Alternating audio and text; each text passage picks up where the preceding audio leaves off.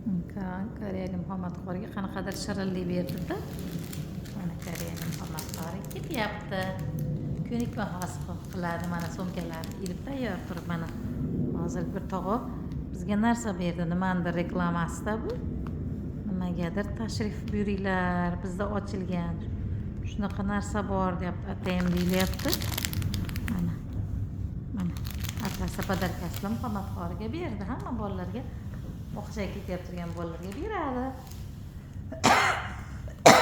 Mana muhammadqorining sumkasida ismi yozilib bo'ladi, rasmi bo'ladi. Bog'chani telefon raqami bo'ladi mana.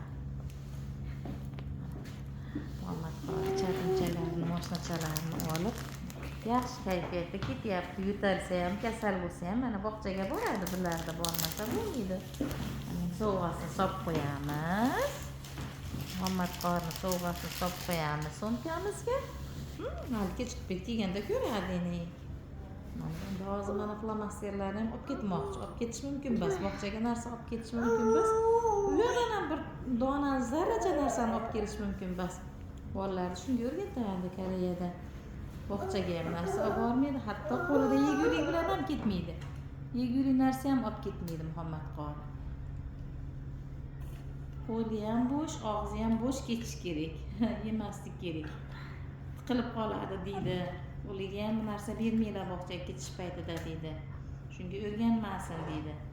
Ko'nikma hosil qilib har kuni shunga o'rganadi bolalar deydi. Endi hozir mana bugun kayfiyat yo'qligiga mayli o'yinchoqni olib chiqdik, hozir endi aldab olib qolamiz, xudo xolasa. Bir nimaga olib qolamiz, yiqqa bo'lib qoldi endi. Artishimiz kerak deb olib qo'yamizmikin. Akalarning mashinalari keldi, ana po'ssalari ketyapti, xayr qilib xayrlashyapti mana. Xayr qilib nunasi ham keldi, nunasi ham keldi. Ana nunasi ham keldi.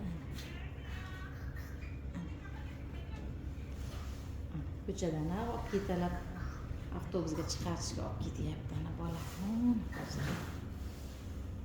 Muhammadqorining nunasi ham keldi mana.